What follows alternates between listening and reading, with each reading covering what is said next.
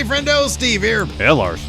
And welcome back to Going In Raw, the only pro wrestling podcast you need to be listening to right here at youtube.com/Steve and Larson. Available wherever podcasts can be found. And, of course, taped live at the twitch.tv/Steve and Larson. Quick update for you guys from the programming standpoint.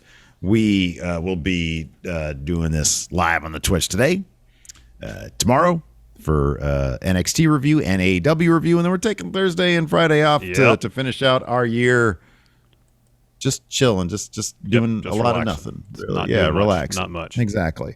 But we will have some content for you on Friday. We'll have the Friendo Awards. It's very exciting. And we got our loan acceptance speech today sent to us. So that's exciting. We've got one acceptance speech. I reached out to one person for an acceptance speech. I probably could have done more people, but I didn't. So that's exciting. And then, and then on Saturday, we've got predictions. Predictions, which I think we're going to film tomorrow, right? Yeah, tomorrow morning. We can do that tomorrow morning. Yeah, I better come with some predictions, though. You still just have like the one? I have the one, but that might change now based on something I read today, so we'll see. Ooh, interesting.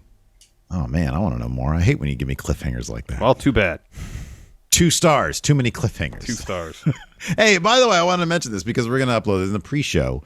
I was reading some Apple Podcast reviews. Yeah. By the way, we don't reiterate this enough. If you're listening to this in the audio realm, it really does help the show for you to go into whatever podcast app you're using. I think Apple is like kind of the biggest one. And just leave us a review, a rating, whatever, and then maybe we'll read it. We'll do it I don't know, a monthly segment over at our new channel, Friendo Club TV. Just put up a why is my phone? Man, you still don't learn how to do that yet? No, my iPhone has my iWatch has a mind of its own. This Apple Watch is insane. It's just playing something right now. Oh dear. It's playing Going In Raw. Oh, at least it's playing that. Look at it, it's playing our show. Well, that's cool. So I don't know how that's happening. But yeah, get on. Or now apparently Spotify has ratings and reviews. If you could do us a huge favor, if you're listening to us on Spotify, give us a rating review. We noticed one of the reviews today that knocked us off 2 stars because it said we have too many ads. Well, guess what? I've got great news. Great news. You don't have to listen to ads on Going In Raw. We know we have plenty of ads because we've got a bunch of great sponsors who want to get the word out to their product, to the friendos, and we want to help them and make money. But if you don't want to listen to those ads, you don't have to. All you got to do is go to patreon.com/Steve and Larson, plunk down $5 a month. That's it, $5 a month. And you get the show ad-free. It's a great way to help support the show. And you get 2 bonus episodes every single week, not counting these last 2 weeks of the year, but 50 weeks out of the year, get 2 bonus episodes. And if you don't want to plunk down $5, you can plunk down only $3 if you don't care about the bonus stuff. goinginraw.supercast.tech. That's where you can do it. Ad-free. Bang. Done. Correct. Never have to complain about ads anymore. Yes. Because we have a solution for you. Yes. Anyways, we're going to talk about last night's Monday Night Raw. Last night's depleted Matt Chat heavy version of Monday Night Raw. Yeah. But first, we got a little bit of news. Larson, what's going on in the world? I just saw this. This is breaking news to me when I took a look at your news. I saw it this morning too. So Killer Kross, of course, formerly known as Karrion Kross, while in WWE, and Scarlett Bordeaux appeared in the latest episode of Renee Paquette's Oral Sessions. They talked extensively about their time at WWE's main roster, with Kross noting that he had a bad feeling about his WWE future after losing to Jeff Hardy during his Raw debut. These transcripts are from WrestlingNews.co. This is what Kross had to say. Quote, "To be honest with you, I kind of felt it coming. I felt like the situation could have been recovered on the main roster. I felt it could have been recovered. It's fiction. In a world of fiction, the possibilities are endless. But yeah, I had a weird feeling that night, just in the debut of us. Like, I kind of felt like this was the direction it was going in. It was a sense of disappointment, but there's also a sense of relief as well as an artist. Imagine like you were a comedian, you go on stage, and right as they're about to drop your name in front of the crowd, the person who owns the nightclub says, 'You can't use your best jokes, by the way, so go knock it out of the park.' It's like, what?" He continues, What? When I went up and they asked me to do the match with Jeff and put him over, I said, sure, that's fine. I grew up a fan of Jeff. and then getting to meet Jeff and him being really cool was an awesome experience for me. He was one of the coolest people I've ever met. Remember, one of the agents came to me and said, "There's a long-term plan for this, so don't sweat it. Don't worry." I'm like, okay, cool. I do my entrance. I get out there, and the ref bumps me and says, "Your 10-minute match is down to 90 seconds. What? The first time we're working on television. We don't really know each other in the ring, like our rhythm. They came back from a commercial, and I'm trying not to laugh. If you go back and watch it, I'm smiling, closed mouth, trying to hold it back. As soon as Jeff got in the ring, I snatched him and called what we needed to do, and that was it. When I went back to NXT the next day, I spoke with someone there. I said, my biggest fear right now, my biggest phobia, is that there's a hole being dug for me, and I'm nervous, and I'm not permitted to crawl out of it myself, and people absolve themselves of creating the situation, that I'm not going to be a return on this investment, and I'm going to be fired. So what do you think I should do right now? Because part of this business is doing what you're told." My intuition intuitively was telling me that everything was off. Everything felt wrong, and I felt something bad coming for months before it happened. But everyone I talked to said, "Everybody loves you. You have no problems." But I felt it coming. I tried to, as professionally, as politely as I could, talk to people in the chain of command about that. I tried to be a good sport about it. So Renee asked him, "Did you have any conversations about Vince, about this creative disconnect?" Well, hold on. Let's pause there, because this next bit is its own talking point here. Let's pause here. This dude was told there's a long-term plan, and then the most significant aspect to kick off this plan was changed moments before said plan was launched. Your match, which was going to be 10 minutes, 90 seconds, has now changed to 90 seconds. Now, I can imagine in this 10-minute match, Kross would have, in the wrestling parlance, gotten a lot of his shit in. Yeah. So we'd get to see who this guy was. There's a massive difference between losing in 90 seconds and losing in 10 minutes. A massive difference. There's no joke in he lost in 10 minutes. Nope. Because the story he got all of his stuff in. Yeah. The story could have been, as great as he is, NXT is not the same as main roster. You got to up your game. You're on the main roster. That's the story, you know? And maybe that was the story they were telling. I don't know. Yeah, or this guy's a dominant machine, and Jeff Hardy had to squeak out a sneaky victory in order to not get murdered by him after even getting further. Dominated for 10 minutes, yes. There's a lot of great stories you could tell in 10 minutes and take a loss that doesn't make you look like an asshole.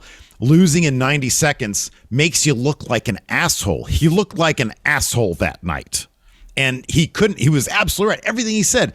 I was digging a hole. There was a hole being dug for me. That's called buried. That's what they did for him on the first night. Yep. That's nuts. That is pretty crazy. And then all this stuff here went back to NXT the next day. My biggest fear is that there's a hole being dug. Yeah. And then I'm not going to be permitted to get out of there. But here's the thing, Larson. If he speaks up and says, "Whoa, no, that doesn't make any sense for me," guess what he's being? Difficult. He's being difficult. And that's what they would have leaked out to the people willing to publish those stories about wrestlers being difficult. Yeah. And not question it. Yeah. Yeah. So the second part of this, I mean, there's a lot more. They go in through both him and Scarlett talk about the helmet stuff and all that. But this is interesting. So Renee asked him if he had talked to Vince about the creative disconnect between NXT and main roster. This is how he responded, quote, "As it was explained to me, it's two separate entities. NXT really couldn't interfere, expand, or even be involved with anything that was going on in the main roster from a creative standpoint. As I was transitioning, there was nothing that could be done. They just said, ask a bunch of questions." Like that's, I guess, I don't know if they, I'd assume is someone from NXT. Yeah. You know? Yeah. You know, I don't know. Shawn Michaels, I don't know who it is. Yeah. Like, that's the only advice they can give. And I'm not blaming whoever gave that advice, because I'm sure from their perspective, from their experience, it was literally like, we have no, what we do here in NXT has no bearing on what's going to happen on the main roster. Zero. Yeah. So the best you could do, I would imagine, is ask a bunch of questions so you have that information. You can proceed from there. It's nuts. It's absolutely nuts. It's not. It's the fact that they would ever try to compare themselves in any way, shape, or form to the MCU, and yet don't even acknowledge their own universe, is crazy. That's the one thing the MCU does is continuity, down to the smallest little detail. Oh man, they do it insanely good. But in WWE, it's like right hand, left hand. They've never even met. They have no idea what's going on. Yeah. It does seem a little bit different now with 2.0, but who knows how long that's going to last even, Yeah, I mean, we thought maybe one of the reasons they were doing things the way they are now in 2.0 is to bring about that sense of continuity, that it's one path from beginning to, when you first train to reaching the main roster where there's continuity. But then Von Wagner shows up on SmackDown for like a week. They didn't even mention his name. No. So maybe it's Pat not. McAfee acted like he'd never seen him before. Yeah. Then who is that guy? Yeah, it's mind-boggling. I don't get it. I honestly it's don't get crazy. It is. I'll have to actually give this one a listen. Yeah, see what else it seems pretty interesting, and he's in a position where he understands Kross, that is, where he understands that he's in a hole, and what are you going to do? Yeah. As you mentioned, if he tries to stand up for himself, that he's being difficult. Yeah. But here's a situation. Seemingly, he was like, "Okay, I'll be professional, and I'll say yes, with the hopes that I can find a way, or I'll be given a way to get out of this hole." Instead, this led to him getting released. Yeah, it's a no-win situation. It's a no-win situation. You have to and that's why when we would talk about, the idea of, Johnny Gargano betting on himself. In WWE, there is no betting on yourself. There is a gamble that you can somehow, some way, luck into the good graces of the system of Vince McMahon, Bruce Pritchard, whoever. Even, hell, I don't even know how much sway Bruce Pritchard has. I think Bruce Pritchard just sort of enacts what he thinks Vince wants to be done. And that's why he's had success. He understands what Vince is going for. You got to take this gamble that Vince McMahon is going to look at you and be like, "Oh yeah, this is the guy here," and then something fucked up like, "Oh, your 10-minute introduction match down to 90 seconds. By the way, that cool entrance you got gone. Oh, and your awesome wife, manager, advocate, whatever you want to call her, Scarlett, she's gone. She's not in there either. Not gonna. Nope. Sorry." The entire package that made you the allure, the everything that made you seem like a star at NXT is gone now. Gone. Yeah, you're gonna. Oh, here, all that didn't work. We're gonna put a helmet on you. There you go. You look like $1 million. Get out there. Your first match with your new outfit. Yeah, that's gonna break. It's yeah, exactly. Yeah, that's nuts, man. That's nuts. That's nuts. Another thing that's nuts is all your credit card information getting out there in the world if you're just trying to order a wrestling shirt. So we've got some more details on the Pro Wrestling Tees security breach. WrestleZone actually had some additional details on said data breach that made news last week. Apparently occurred back in November. The site is reporting, WrestleZone, that the Office of the Maine Attorneys General revealed that 31,000 Pro Wrestling Tees customers were affected by the breach, and that the breach happened on April 1st of 2021, a full 7 months before Pro Wrestling Tees was notified about it by investigators. Oh, so they weren't even notified about it until, okay. Wow. Well, that sucks. You got one of those letters, didn't you? I did, but a couple days after we talked about it, yeah. I did not. I think because I bought all my stuff through PayPal with them. Because ease, I guess. Mm-hmm. Oh man. So yeah, that's disheartening. But good information for people out there to have, if any of the friendos. Yeah. So anecdotally, we had a bunch of people on Twitter hit us up and be like, "Hey, thanks for the info," because no otherwise. Yeah. Yeah. It would be great if Pro Wrestling Tees was a bit more forthright and transparent about this stuff. It could have been nice. Going back, and based on the fact there's an active investigation, I don't know what kind of information they could have divulged as early. I think in one of the letters they sent, there's been some correspondence between customers and customer service that there might have been some thought that they couldn't have said anything sooner based on the investigation. I don't know if that's the case or not. Mm-hmm. But. Yeah. Well, what's interesting, just from a public relations standpoint, so many other companies will, as soon as the public might catch wind, as soon as something happens on Reddit where they're starting to share letters, you'd get out in front of it on Twitter. They were silent for like a couple days, or at least the first 24 hours when this was really blowing up, which was surprising just because it's like, man, you guys are a really popular entity in professional wrestling. And a massive, massive money generator for people who have shops there. Yeah. Yeah, it's kind of interesting. They would just sort of be like, nah, we're just going to sit on this one for a bit. Even something as simple as, hey, we are aware there's a situation, more information is forthcoming, but our hands have been tied. People are understanding, they are. If you're transparent with people and honest with them, yes, people will be understanding. If it seems Can't ghost them. Don't ghost them. Yeah, if it seems like you're trying to keep secrets from people or be obtuse about things, and people are going to be a bit, not going to trust you very much. All right, let's take a quick break here to get a word from our sponsor. Let's Get Checked. Hey, Larson. Yeah. You're a low energy guy, right? Well, I guess sometimes maybe. I might be a little tired today, but I'd like to think it's not all the time. Confirm, double confirm, you're low energy. So did you know that fatigue, hair loss, and even a low libido can all be the result of a hormonal imbalance? Might be time to get your testosterone levels checked, friendo. And today's sponsor, Let's Get Checked, has got you covered. Oh, yeah, I've heard that low testosterone levels can cause fatigue, low energy, and may be linked to depression. So tell me, Steve, how do I go about getting my testosterone tested with Let's Get Checked? I'm happy you asked, Larson, because it's easy and it's something you could do from the comfort of your own home. Just go to their site, letsgetchecked.com, and order a test kit. Once that arrives, you do a small finger prick and send the sample to their lab, and within a few days, you get your results.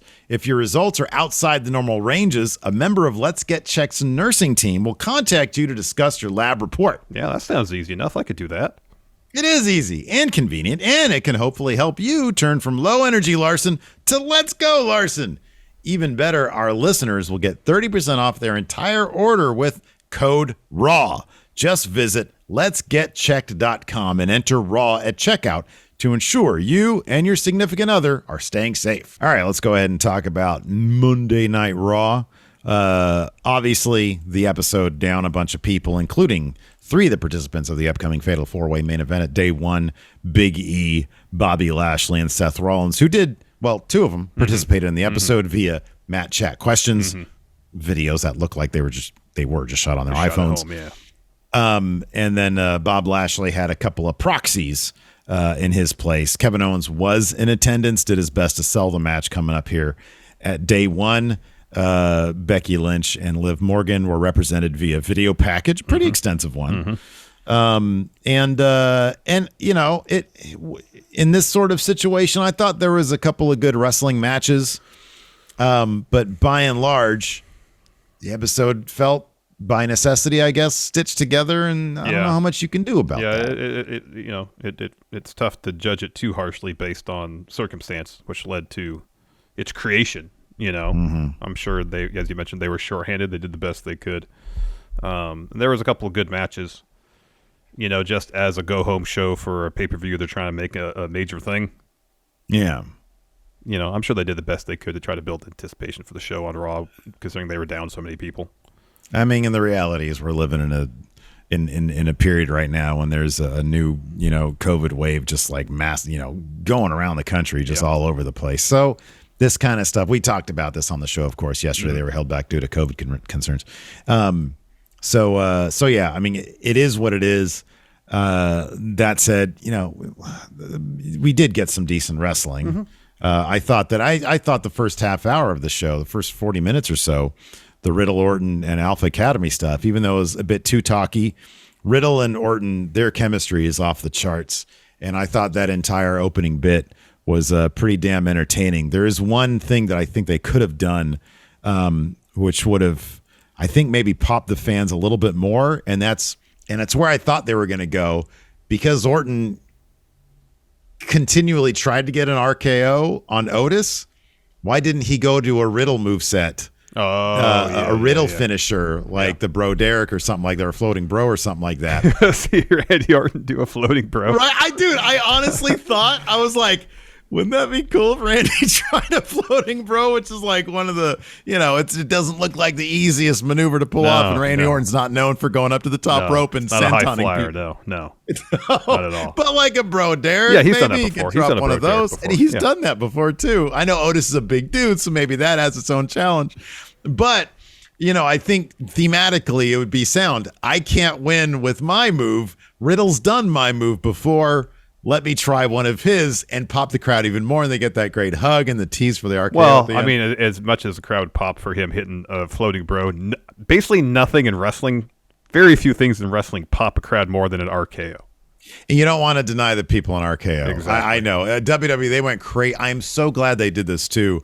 On social media, they went nuts with the Chad Gable sell on the RKO from last week. They did they had like a social clip where it had like 5 different angles. It was really fantastic. And yes, you're absolutely right. Part of it is he's trying so hard to get the RKO off. The finish needs to, I guess, be he gets the damn thing off after trying so much. But I thought it could have been a good shout if he would have done that. But no, their chemistry is off the charts. The crowd was super entertained just by them being on the mic. But I mean, that's part of the problem with last night's episode too, is that you had to have extended time on the mic in order to chew time, basically. Yeah. So yeah. And then in the main event segment, we had Miz and Maryse renewing their vows. You knew Edge was going to come out and interrupt this. And we got some brood theme. We got a brood bath, which now, instead of consisting of red colored liquid like blood, it's now, I don't know. I don't know how to describe this fluid that rained down from the ceiling. It was kind of almost like a purpley brown color. Yeah, it's like that color exists. What is the name of it? I don't know. It's not. It's burgundy is too red. That's too. Yeah, it's too saturated. This is I don't know the name of it. Yeah, it's like a purple brown type thing. It's in my head, like the freaking crayon is in my head. Mm-hmm. I kind of wish that he wouldn't have. Look, I know he was in the Brood, but he wasn't main Brood guy. That was Gangrel. I kind of feel like Gangrel's thing is that. Yeah, I know. They're being a little fast and loose with Edge's mythology on this whole thing. And don't get me wrong, Brood theme is maybe top 5 for me in wrestling history. It's great. It's fantastic. Great. If I can hear it on my television, I'm a happy guy. Yeah, man. And it's a cool visual, although it's cooler visual than it's red rather than some some purple brown color. Right. But I guess it was a decent segment. I mean, Edge came out and said, you embarrassed me the last 2 weeks, so tonight before day 1, I'm going to embarrass you. And then he kind of faked them out a couple times. You get the Brood theme. Mystery liquid falls from the ceiling, and then you go off air. Let's talk about this match. In fact, given that this is the go home episode, let's talk about day 1 predictions right now. Sure. Assuming it happens, assuming that that we get the actual matches. Edge versus Miz. Let's just start there, and we're talking about it. Sure. Go home looks like it's either going to be Miz winning or some sort of DQ. You don't think this match is going to be set up just to? Well, hold on a second. Sorry. To necessitate. Well, I'm still talking. Beth Phoenix coming out. I thought she might have come out last night. Yeah, it can, because you could still have the match where Maryse tries to interfere to help Miz. Beth then runs out to keep her from interfering. Edge still wins, and the Miz to be like, "Well, your wife came out to interfere to make sure you won. Now we want a match at Royal Rumble." Edge could still win. It could still set up the mixed tag match. So you say that the go home math here doesn't matter? No, Edge is winning that match, 1,000%. Edge ain't losing to Miz. Get out of here with that. All right. I don't know. Second most confidence points behind Becky beating Liv is Edge winning. Oh yeah, totally. Well, what other matches are on the card? The RK Bros totally winning against whoever won that match. Yeah, Street Profits. Yeah. Does Priest have a match at day 1? No. What does the card look like for day 1? Man, he gets 0 reaction now. 0. Yeah, because nobody cares about him because they turn him into a one-dimensional. Oh wait, I'm sorry. Maybe most confidence points Drew McIntyre versus Madcap Moss. Why is that match even on the pay-per-view? Oh, because they need something for the kickoff. Yeah, I guess so. That's got to be the kickoff. That's got to be the. I swear, if they do that on the main card and relegate. I don't know. They might do like a 24/7 thing on the kickoff. Usos versus New Day. I'm kind of thinking the Usos are going to win that. Oh yeah, that's sort of a that's going to be, I think, kind of a signifier for how this Roman Reigns thing is going to turn out. Yeah. And then the WWE title match. Yeah, last night? Clearly, last night. They didn't give us a proper go home. It was a bunch of. Are these people ever going to get better phones? Why is it like they can't just send them like a DSLR or something? Well, I know, but when you take a video on your iPhone, it looks really good when you watch it, and you text somebody and it looks like crap. Yeah, they really need to like upload properly. But number one, I don't know if Big E lives with anybody, but Seth Rollins lives with Becky Lynch, I assume. Have her hold the front-facing camera or the back-facing camera, rather. Well, Seth video, I couldn't not look at the star at the top of their tree that was leaning over. Yeah. Yeah, my angel fell down a couple times. I got a wonky angel, dude. Yeah, it's always sort of like sitting there threatening to do a swanton off my tree. Off the tree. As far as the WWE title match, I still feel like Big E is winning. The whole point of his promos, it was, this is the road it took me to get here.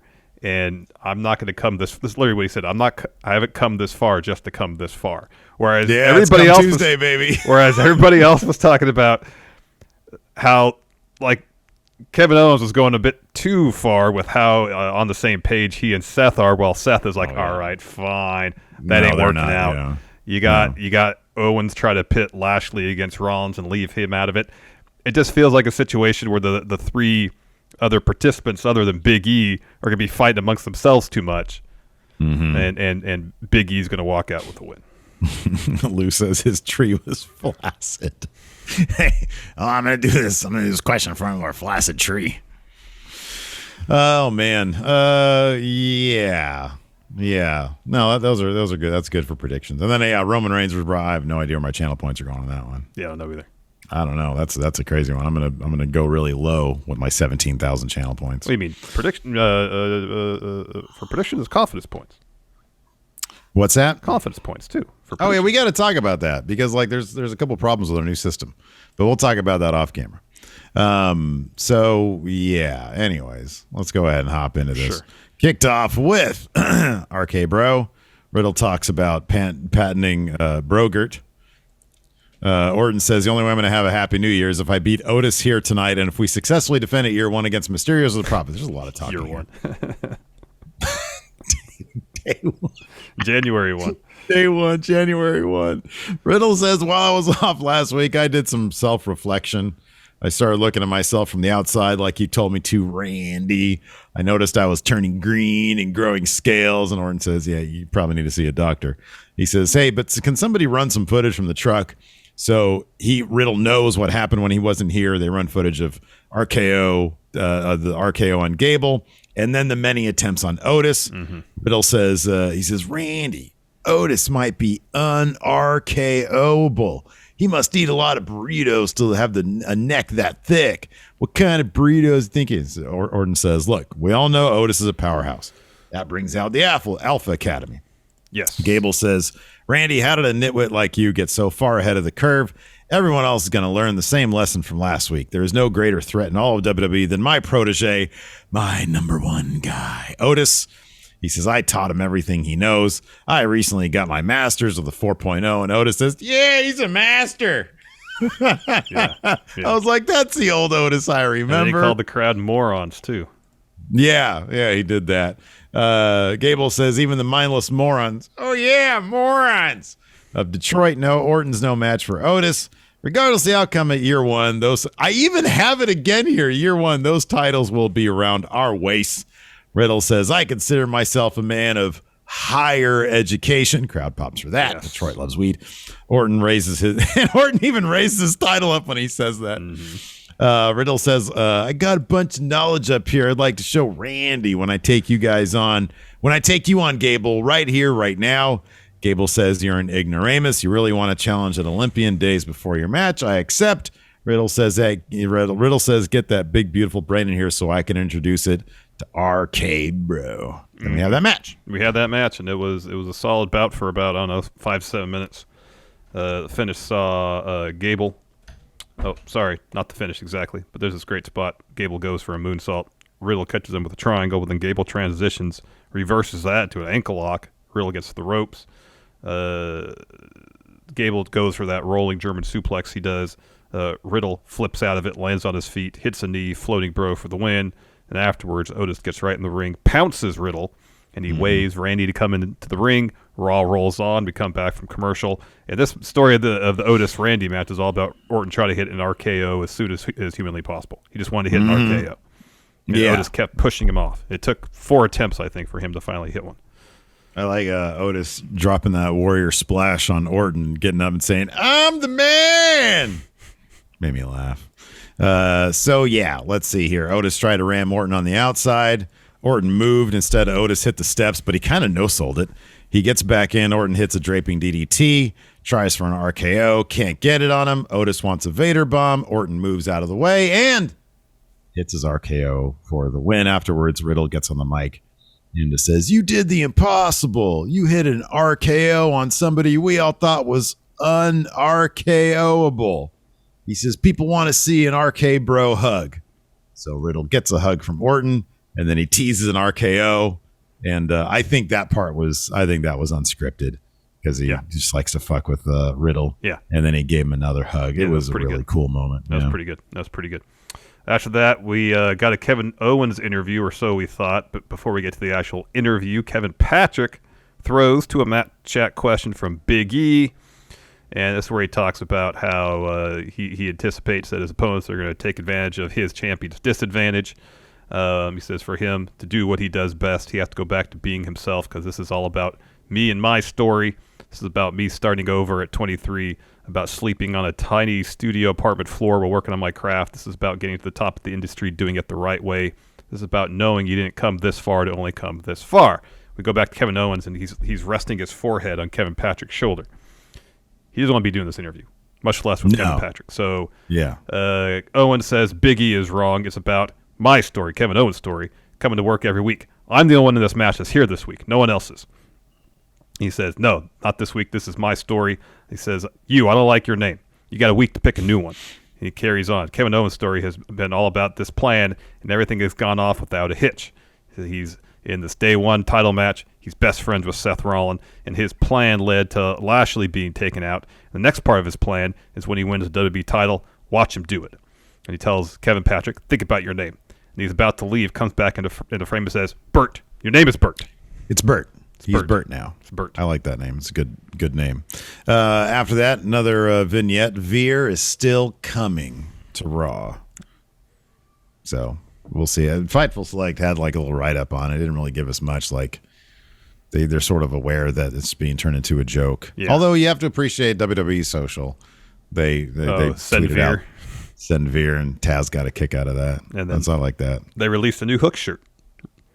Cool. Hook. That's good. Oh, nice. Is there a design on it? Like, does it? Well, it's the same as the other one, but the colors are inverted. So it's a black shirt, same font for Hook, and then like an old English font, it says Send. It's not much different. Okay. Well, there you go. People like black shirts. After that, we had Dana Brooke and Reggie taking on R-Truth and Tamina in a mixed tag match, but Truth. Did Tamina ever? It was the gimmick of this. Tamina never tagged in. Did she actually? She was in. Match? She was in. She was okay. Stretch, yeah. All right. This is what happens when you have a 24/7 match. I kind of tune out. But yeah, Reggie ends up getting the pin on Truth here with like a really cool. What the hell? I've seen Ray do this. Yeah. It was like a wheelbarrow thing, but the way Truth kind of planted himself in the ground, almost like a wheelbarrow into like almost like an inverted destroyer type thing. But, it was a wheelbarrow into essentially like a roll-up. Yeah, this was awesome. Yeah. I mean, Truth, whenever you just plant yourself like that. After that, we had a Nick. Oh, and then afterwards, Tamina laid out Truth. We had a Nikki ASH interview. She says, Rhea doesn't need my help. We chose to be tag partners because we wanted to. Rhea's pep talks have put me in the right place. She says, I like to see the current tag champions put their money where their mouths are, so we are officially challenging them to a tag title match. Mm-hmm. We got Carmella's response to that. a little bit later on. Yeah. Before that, we got Street Profits versus Rey and Dom Mysterio. Fun match. This was actually a really good match. Early on, or about halfway through, maybe Dawkins hits silencer on Rey. Ford follows with the frog splash. He basically leaped 3/4 of the way across the ring. It was pretty incredible. Yeah, you think awesome. That's it. You were wrong. Dom breaks up the pin there. So then Dom sends Dawkins out of the ring, hits him with a splash. Ford's looking for some sort of slam on Rey. Instead, Rey counters with the Rana, sends him into the ropes. Tags in Dom. Dom hits Ford with a 619. Then he follows with a frog splash of his own. Ford kicks out. And then we get a sequence which leads to the Street Profits hitting a Doomsday Blockbuster on Dom to get the win. Mm-hmm. Yeah. Some fun spots in this match. That bit where Rey did the thing where he springboards onto Montez's shoulders, and then and like he sort of undershot it, but Tez like powered him back up. Yeah. Holy crap. Yeah. That was impressive. Yeah, it was. Let's see here. Backstage, we find out who's going to be the officiant of the Miz Maryse wedding vow renewals. I'm back. Better than ever. Eric Bischoff, your favorite. There for the vow renewals. Bischoff says, I've been to a lot of wrestling weddings. He says this one is going to be must see. Yeah. Yeah. Better than ever. Then we get an AJ Styles promo. He's like, I'm in the ring. Where's Amos? He said next time I was in the ring, he'd be there for a match. He says maybe Amos is scared that he won't live up to his potential. He says early in my own career, I was there. I was scared of that too, but I was never selfish and unappreciative. Says you got to pay your dues to get to the top. He says Amos's dues will be paid to AJ Styles. So the next time he sees Amos in the ring, he's going to kick his teeth in. He's got 20 plus years of experience on Amos. He's seen giants come and go, but there's only been one phenomenal AJ Styles. And then you hear Grayson Waller talking trash off camera. He's sitting ringside holding a sign, so AJ calls him into the ring. And he's like, here's another guy who hasn't paid his dues to get to the top. AJ introduces Waller WWE Universe. This instantly chorus of boos, which very well could have been piped in, probably because I doubt most of the audience knew who Grayson Waller was, based on NXT's viewership numbers. Waller says that was nice of AJ. He says, since you, AJ Styles, came to NXT, to my house, I thought I'd come to yours. Show the WWE Universe what they can see every Tuesday on NXT. They go back and forth a little bit about the whole paying dues thing. Waller says, I like it on Raw. It's going to be better when Amos is done with you. And then I'm going to take your spot. And AJ says, of course you'd like it here. This is where stars are made. And you're not a star. But while you're here, I'll show you around ringside to hit you with phenomenal form so you can count the lights on your way out. And Apollo Crews, Commander Aziz, interrupts. Crews tells AJ that AJ and Amos are similar to himself and Aziz. But AJ's giant has left him, while their united front tells AJ his giant isn't there tonight, but his is. And then Aziz says if AJ wants to slay giants, then fight him right now. AJ accepts this challenge. Before that match happens, which it doesn't, we get a Carmella interview where she pretty much accepts Nikki's challenge for a tag title match. Yeah, and then we come back, and we have AJ Styles versus Apollo Crews, even though moments earlier, I just don't understand like the process of writing here, Larson, where they're like, hey, here's the thing. At the end of this promo, Aziz, you're going to accept or challenge AJ Styles, and AJ's going to accept. But then we're going to go to an interview. When we come back, we're going to have a different match, which admittedly is a lot better because AJ Styles versus Paul was a really fun match. Why would they even set this up? Commentary tried to explain it, saying during the commercial break, Crews convinced Aziz to let him have the match instead. Mm-hmm, yeah. But why even set it up? It's the weirdest thing. Yeah, I don't get it. But yeah, this was a fun bout. Oh man, they were doing all sorts of cool stuff. Yeah. And the sequence that led to the Styles clash at the end was really, really good. This was really, really cool. It was one of those things where like shit happens and then he just sort of all of a sudden is in Styles clash position. Yeah. I could try to explain it, but I do a really poor job of it. I was trying to back in my head and I was like, it was like a roll-up thing and he faked the powerbomb and instead of doing the powerbomb, he did Styles clash. It was crazy. So anyways, Commander Aziz gets in the ring and chases AJ out. He goes to check on Crews. Gets up, turns around. AJ hits him with phenomenal form. So AJ's like posted in the ring, and for some reason, Aziz just pops right back up. And AJ has to like boot him or punch him into the corner again. It's like, what are you doing? man, Aziz? you gotta sell that you gotta shit, sell man. that finish. It's a big deal. That's a big deal, buddy. After that, we had a Rollins Matt chat question where he says, "Oh, there's Kevin Owens trying to take all the credit." Well, I'm going to give him his drooping Christmas tree. I'm his sorry. flaccid Christmas tree. He says, "Yeah, I'm going to give him spirit, so I'm going to give you all the credit." Yeah, we're on the same page. I'm going to be WWE champion. Yeah, pretty much. Okay, so Kevin Owens comes out, talks about how he's in a great mood. He had a great Christmas with his family. He had the main event at Madison Square Garden last night, which he won, by the way. He didn't.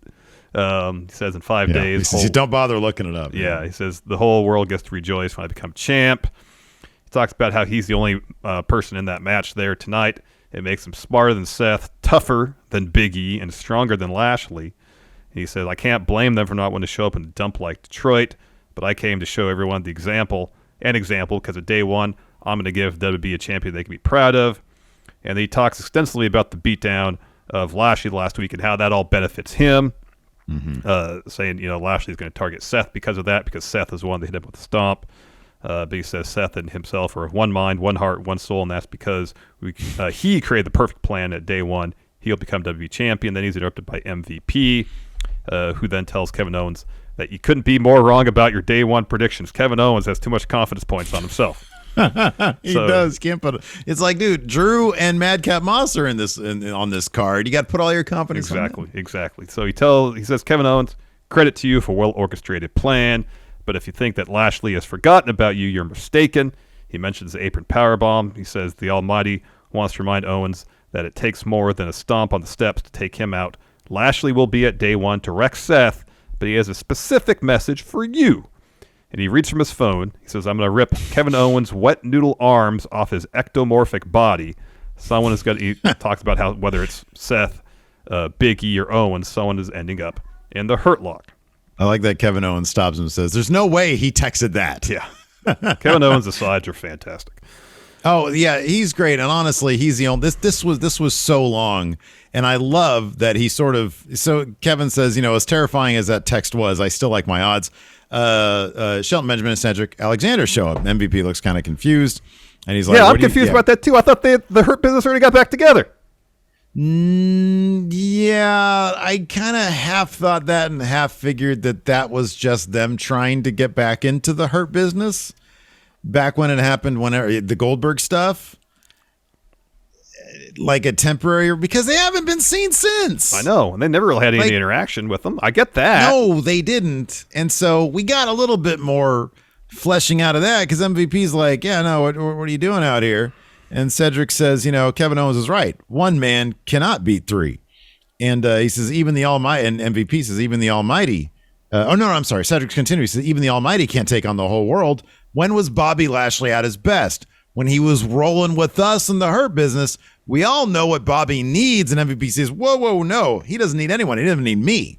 But if you want to talk some business, and then Owen says, okay, look, we all see where this is going. You want to these guys want to reform the Hurt Business. Maybe if they beat me up, you'll text Lashley and he'll be okay with reforming the Hurt Business. Let's just skip to the end. Let's get to the fight. Come on, get down here. So we get Cedric versus Owens. Owens wins out with a stunner. Mm-hmm. After the match, Selton says, "Give me a goddamn mic." And like clear on mic, like TV, they're not supposed to say goddamn. They can say shit, but they can't say goddamn.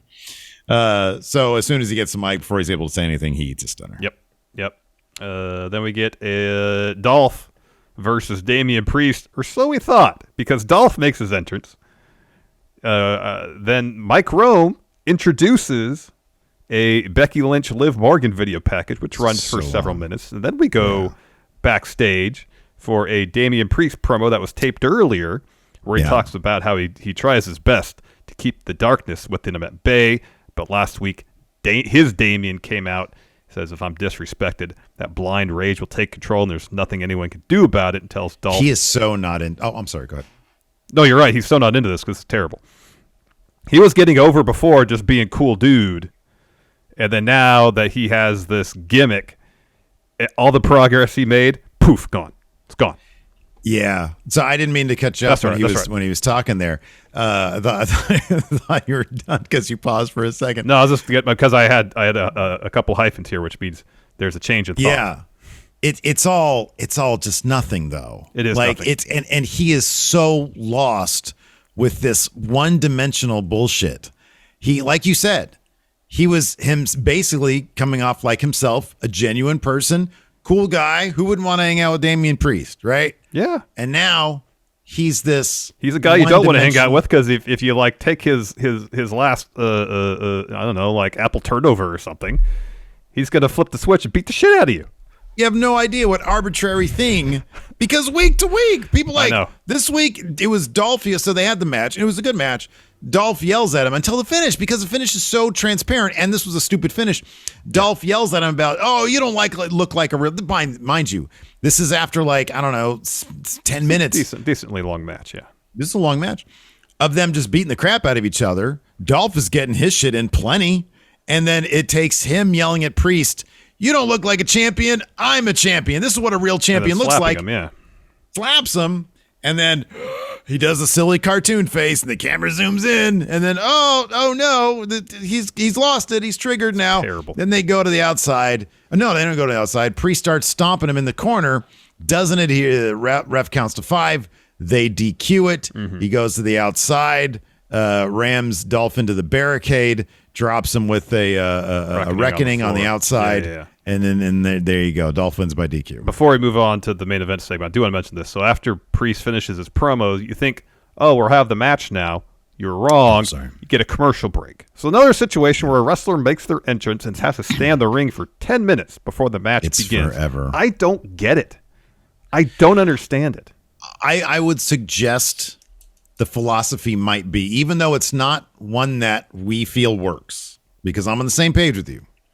Maybe the idea is you're teasing something that people want to see, so they stick around and eventually see it. I think that's probably the philosophy. I would think it's more a thing maybe for the live crowd, because otherwise you get this entrance, you get the lights and the music, in some situations, the pyro, and then it being there live, when they run stuff on the Tron, on TV, the house lights come down. So maybe it's just something, rather than giving the people in attendance live 10 minutes of stuff that's not happening in the ring, we'll give them an entrance, run 10 minutes of stuff in the ring, and then go back to the match. But from a viewing experience at home, it's awful. And I would think maybe for the wrestlers, you're backstage, you're warming up, you're loose, you're ready to go, you have your entrance, and you got to stand around for 10 minutes. That's not great. Yeah. I don't know. It is silly, regardless of the reason.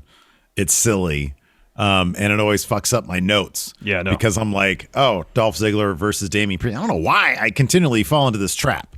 More Charlie Brown nonsense. It happens once an episode of Raw now. It does. Last week was War Raiders. I write down, Dolph versus Damian Priest, and then it's like, oh shit, hold on, no, Carmella. Wait, no.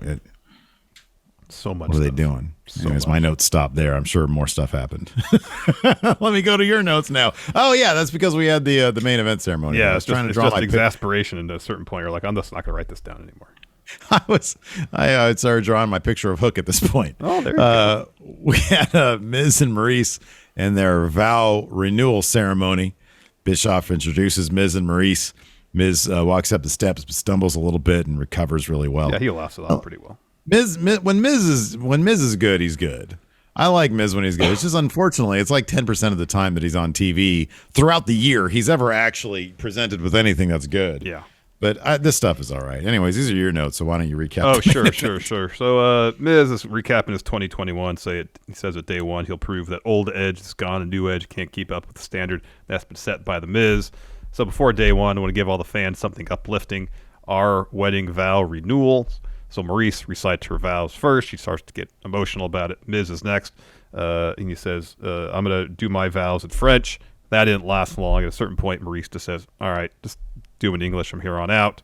He does. Edge comes out. And he's like, I'm not there to ruin anything because this Saturday at day one, I got a match against you. I'm going to beat your ass. Miz says that they knew that Edge was going to come out. They wanted him to have a front row seat to what true love looks like. And they start making out in front of him.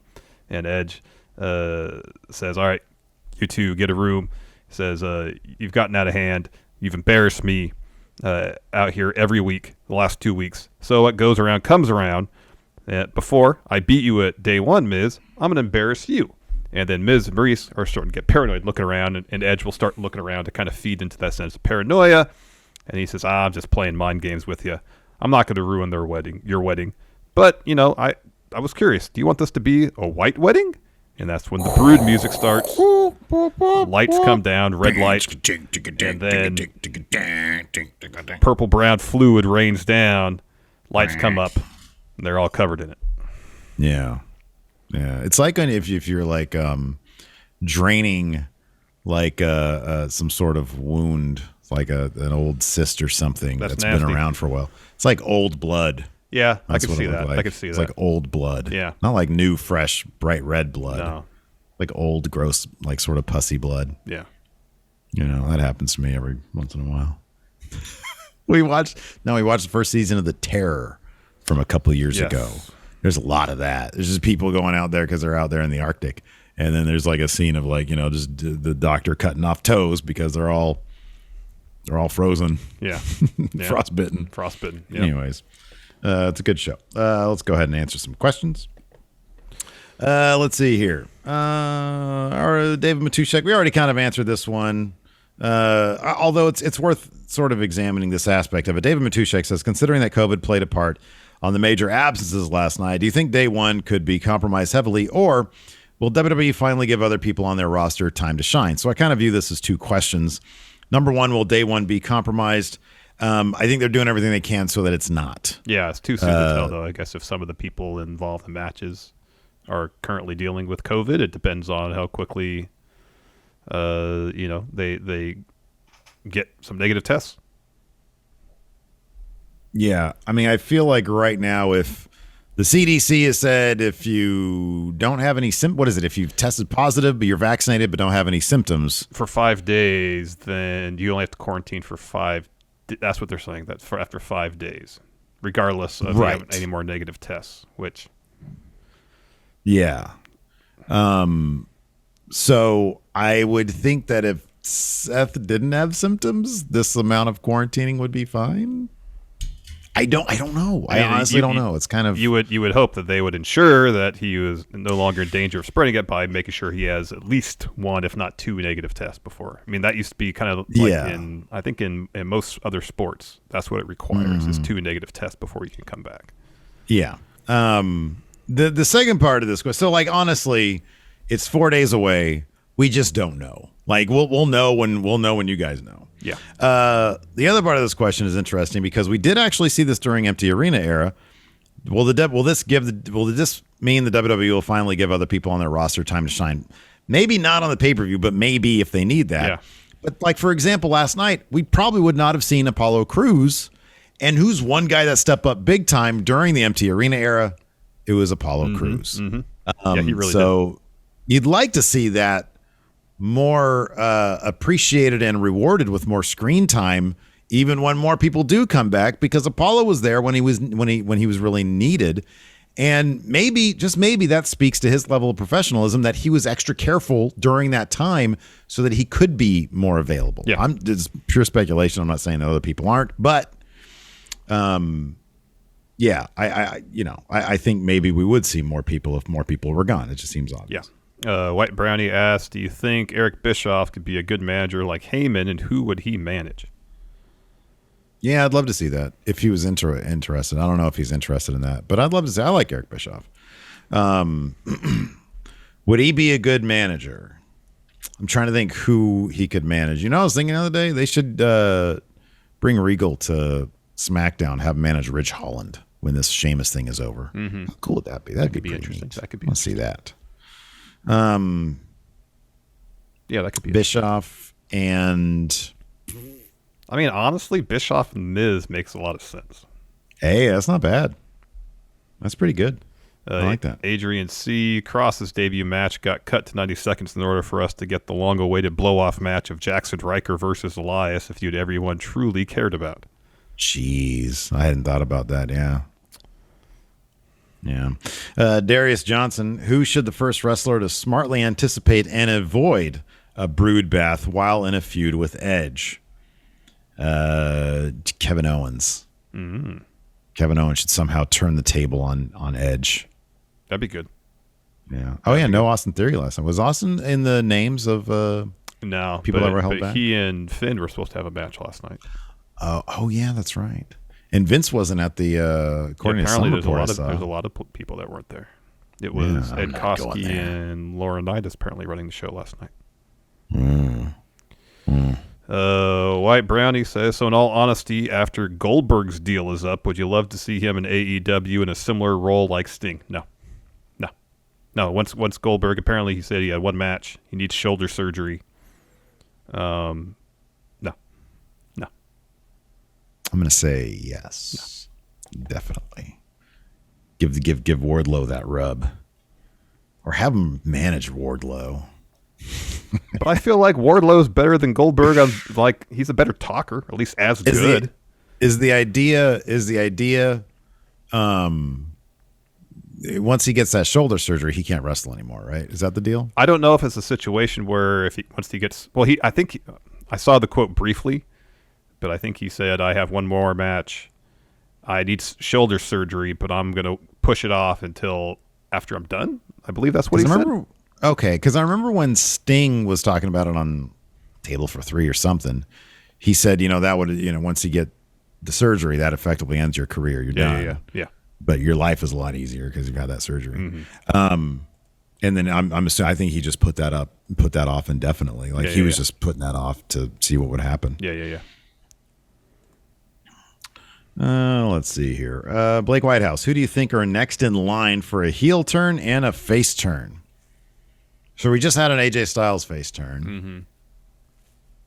Mm-hmm. A heel turn. Oh, they could have Lashley turn face. Yeah, that could be. I mean, at this point, why not just have Priest go heel? I know. Why not? B-Man, Don Wagner, Patrick Sparks. Hey, friendos. What wrestler would be a great game show host, and who would be great for a guest hosting of Dateline? Dateline, that's the question I like, man.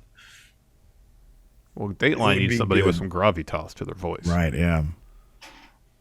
Yeah. Oh, imagine Samoa Joe doing Dateline. What a great answer. I'd like to see Eric Bischoff do a remake of Beyond Belief Fact or Fiction. That'd be good. Although Frakes is still doing it for Germany, apparently, which is great.